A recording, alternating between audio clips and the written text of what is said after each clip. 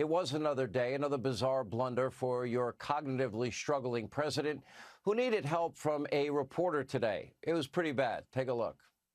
There is some movement, and I don't want to, well, maybe choose my words. There's some movement. There's been a response from there's been a response from the opposition, but yes, I'm sorry, from Hamas. That's your president. This is far from Joe's only blunder this week. Speaking at a campaign event in Vegas on Sunday night, yep, he seemed to be a little confused and dazed once again. Take a look. Right after I was elected, I went to what they call a G7 meeting, all the NATO leaders. It was in the south of England. And I sat down and I said, America's back. And Mitterrand from from France looked at me and said, you know, how long are you back for? A little itsy-bitsy problem. You see, President Mitterrand died in 1996, so unless Joe went back in time or had a conversation with maybe Mitterrand's ghost, he did not speak to President Mitterrand. And during today's press briefing, well, Fox White House correspondent, our own Peter Doocy, confronted the White House press secretary, Karine Jean-Pierre, over this strange blunder, and as per usual, she refused to directly answer Peter's question. Take a look.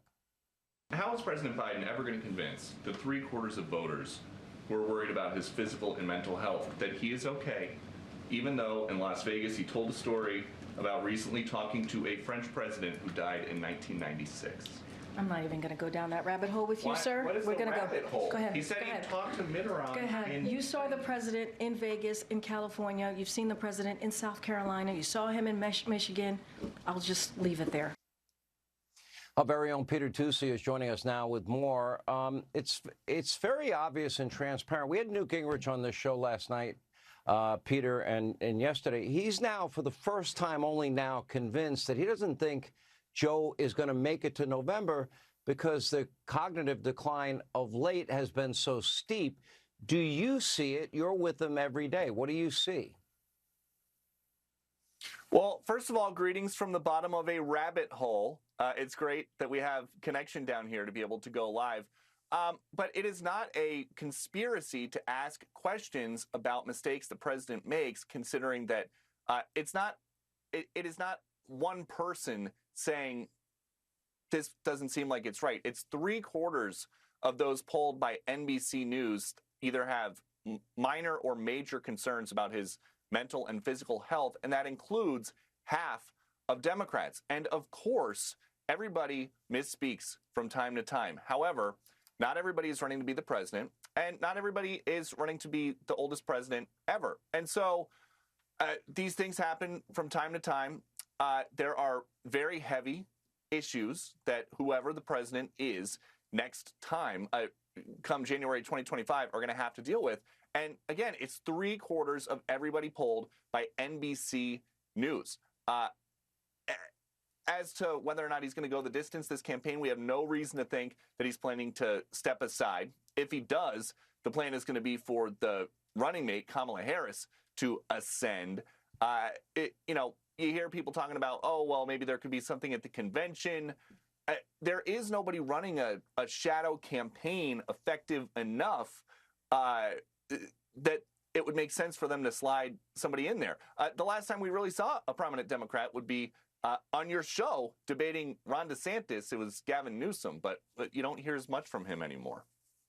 Well, he's been out campaigning for Joe Biden, to my mind, defending the impossible. In the middle of my interview with Governor Newsom, at one point I just stopped the interview. I said, here's your problem. The guy that you are praising so much is not capable of sitting here next to me and having a conversation on this level, because he's simply not. Now, when you compare the hours that Donald Trump will devote to interviews, and he makes one mistake, boy, if it's Pelosi and Vice President Harris and he mixes it up, they're not taking into account all of this. I can't think of a single event, and you correct me if I'm wrong, that Joe Biden, a clean event where he didn't have cognitive struggles or, difficulty in determining whether to exit stage left or stage right, because that's now become a big problem. I can't think of a clean event. Can you?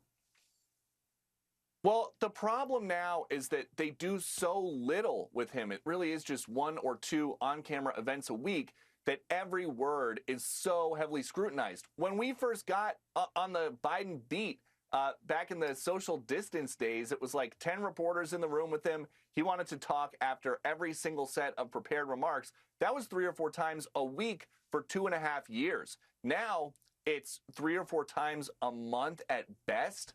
And most of the time it's when he is exiting the White House South Lawn exit to go on a Marine One to fly somewhere. And it's you have to shout at him and he's shouting back at you because there's an aircraft 100 feet away. So that does seem to be the strategy, though. In fact, it was somebody in this. Yeah, but that's the old Reagan trick with Sam Donaldson. Sam? Good to see you. Can't hear you. But, so other presidents have used the sound of a helicopter. Go ahead. Well, somebody in the second row at the press briefing today asked Karine Jean-Pierre about why there's no Super Bowl interview. Doesn't he want to have this huge audience?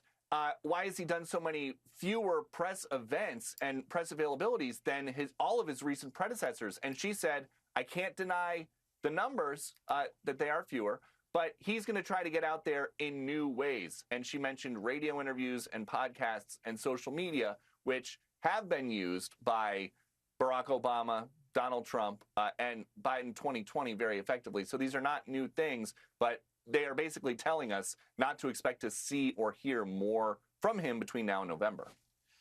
Well, I mean, I doubt he's going to be going on with Charlemagne Lagarde again, who's been pretty critical lately, as many others have been.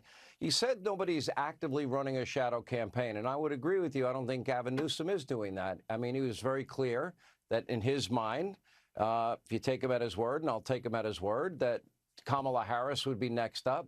However, does that negate the possibility? You keep hearing the name Michelle Obama. They go to Michelle Obama at the convention. Will you, take up the mantle? Your country needs you. Is there that quiet shadow campaign maybe going on? I've seen no evidence of it. I have no reason to believe she wants to go back to Washington at all. I don't think she liked it the first time.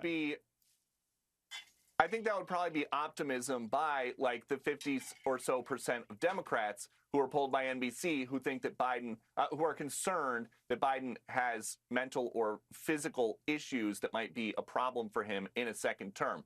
But from people that we hear from, that's not something that Michelle Obama wants, even though, as we've seen in the post-presidency, with just book sales alone, she is probably the most popular Democrat alive. Yeah, it would be interesting. We'll certainly be watching. Peter, thanks for asking questions that the rest of your, friends in the media don't want to ask. We appreciate it. Thank you for being with us.